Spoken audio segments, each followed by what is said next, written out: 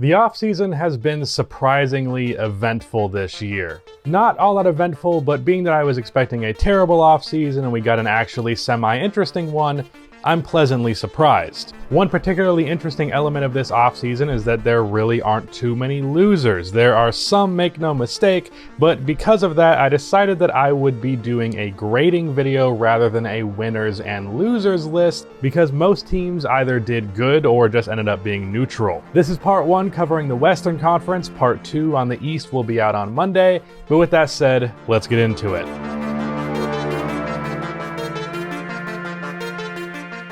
Before I continue on with this video, about half of the people that watch these videos are not subscribed, so if you fall into that 50%, then please subscribe. Also drop a like on this video. It only takes 1 second and makes a massive difference. I'm trying to hit 200k subscribers on this channel by the end of the year, so your subscription would be much appreciated. Starting with the Western Conference. The Lakers had a fantastic offseason, and I made a whole video talking about that recently, so go check that out for a more in-depth look at that team. But long story short, I am a huge fan of the Westbrook trade. I actually liked the move before what happened after happened, but signing all of the shooters that they did only made the move better. Overall, I think they got a lot of bang for their buck, and I really liked this offseason. I'm going to give it an A. I'd give it an A+ if Russ's shooting wasn't a concern. The Clippers brought back Kawhi and Reggie Jackson, and that was about it. So I guess I'll give you a B, because retaining Kawhi on a long-term contract is definitely a W, on top of getting Reggie Jackson back after his breakout playoffs, but I would have liked to see this team do a little bit more. The Utah Jazz did very little this offseason, and while I would like to give them shit for that in my video talking about the future of the Jazz, I kind of just threw up my hands in terms of what they should do.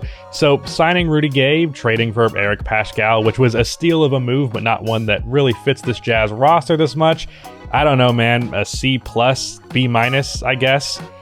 This team always makes me scratch my head. The Phoenix Suns did exactly what they were supposed to do. Brought back CP3 to a contract which wasn't a steal, but I don't think was an overpay like many have said, unless he just falls off a cliff, which I don't think is going to happen. They also brought back Cameron Payne on a good deal and traded their first rounder for Landry Shamet. All of this culminates to a B to me. They brought the band back together, but they also didn't address their backup center position issue, so a little bit wishy-washy. Overall though, it's a B. The Denver Nuggets are another team that didn't make any particularly large moves. They brought back Michael Green and Austin Rivers. They seem to be letting Paul Millsap walk, and they brought in Jeff Green, who is supremely underrated. I love that addition, but as good as Green is, it's not like it was some bombshell move. But the Nuggets just kind of needed to run it back and wait for a healthy Jamal Murray to return, and that's exactly what they did. So I guess I'll give them a B. The Mavericks have disappointed this offseason. They might very well end up getting Goran Dragic and or Lauri Markkanen, which would be cool and kind of save their offseason so far, at least in the case of Dragic. But so far, trading Josh Richardson for Moses Brown and some salary cap relief,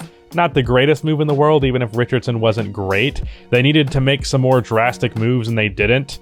They brought back Tim Hardaway Jr. on a good deal, and they got Luka on the Supermax, and it's because of that last fact that I'm actually going to give them a good grade, but I was hoping they would make more of a splash. Because you got Luka on a long-term deal, though, I'm going to give them a B. If it wasn't for that, they would have gotten like a D+. The Portland Trail Blazers didn't do jack shit, and that is fucking unacceptable. That was really aggressive. I plan on making a video on this team next week, so I won't talk too long here, but this is your last year to at the very least make a genuine run at a championship with Damian Lillard before he gets frustrated. At least that's what the reports would suggest. Now, I don't think there is a single chance in hell that that happens, winning a championship that is, because they don't have the assets to improve to the extent that they would need to, but it doesn't mean you do fucking nothing. What exactly have the Blazers done so far? They re-signed Norman Powell, cool. They signed Tony Snell, Ben McLemore, and Cody Zeller. Okay, those are all fine, but is that it? You serious? Absolutely pathetic.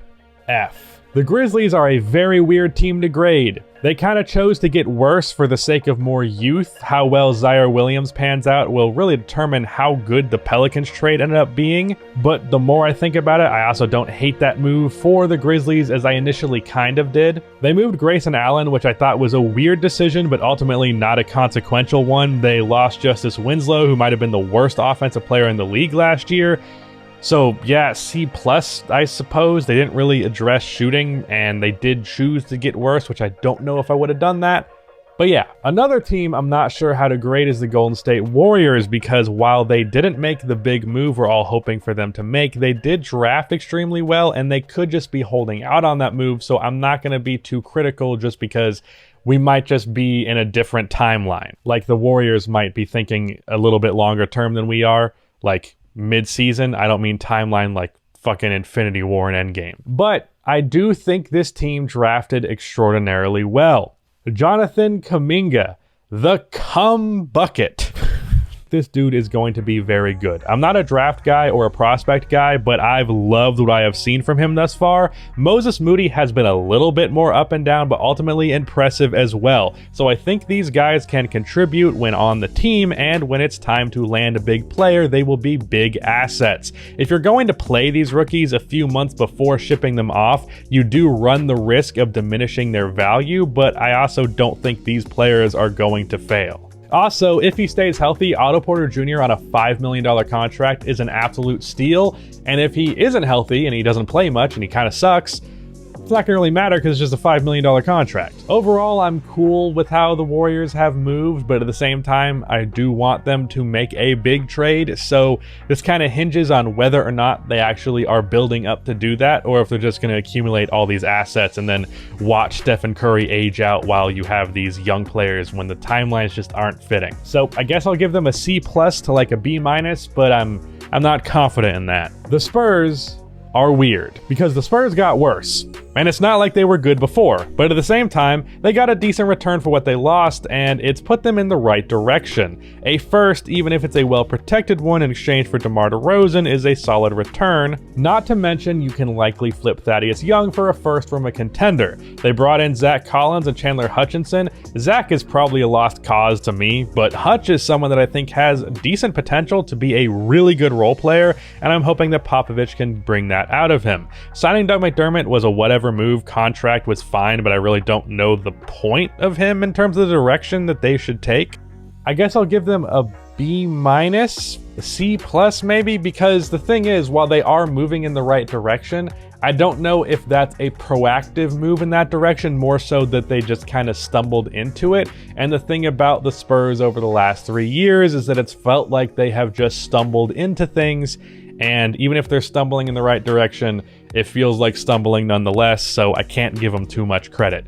Greg Popovich really shouldn't be the general manager of that team anymore, or president of basketball operations, you know what I mean. The Pelicans moved Lonzo for essentially nothing to instead choose Devontae Graham, and while I am a big Devontae Graham guy, that is a notable downgrade. Like, Lonzo is quite literally better than Graham at everything besides for off of the dribble three-point shooting. I like the Valanciunas trade. I don't know anything about Trey Murphy, so I can't weigh in on that draft decision. They also haven't brought back Josh Hart, and really no one's tried to sign Josh Hart. Am I the only one who's confused why no one likes Josh Hart? He's like good, right? Am I missing something? I'd be happy if my Bulls took him. I kind of have to give them like a bad grade, like I think a D+, because the Zion report about him being hesitant with that franchise, even if it is very early, kind of puts pressure on the front office, and they have not responded well to that pressure. The Kings drafted a 6-foot guard with their lottery pick, a 6-foot guard who seems like he's going to be really good, credit to him, but a 6-foot guard nonetheless when you have Fox and Halliburton already. What the fuck? Marvin Bagley and Buddy Hield are still on this team when it's clear that neither party wants that at this point. They brought back Terrence Davis, yet another guard on top of the now 3 prominent guards they have. Luke Walton is still employed. The only thing I'd say that they did right was bringing back Rashawn Holmes on a good deal, and being that this team has been in the playoffs for 15 fucking years, that's just not enough. I'm giving them a D because I'm kind of just looking at the overall product of this Kings team, and like the lack of agency year after year after year after year is downright frustrating. The Minnesota Timberwolves didn't really do anything, but also I didn't think they needed to.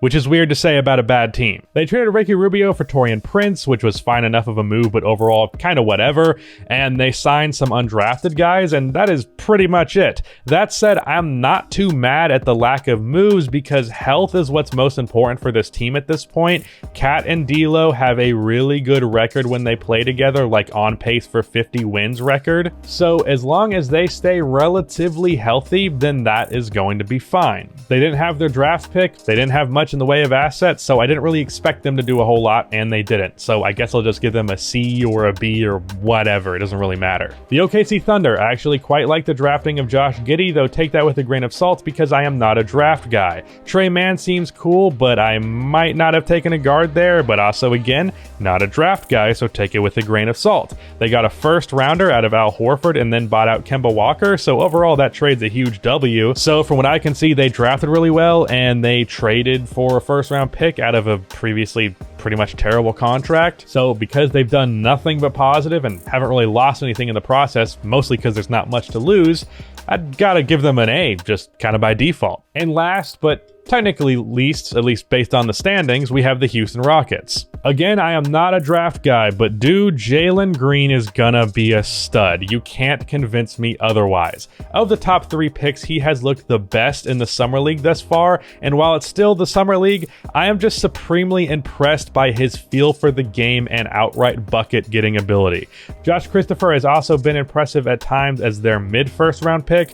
The Daniel Tice signing was weird to me. The contract is a bit of an overpay, but nothing crazy. However, he doesn't fit the team's timeline. It seems like a win now move, but they aren't going to be winning now. I suppose that he could be a trade chip to a contender or just someone that sticks around for when they do start to win.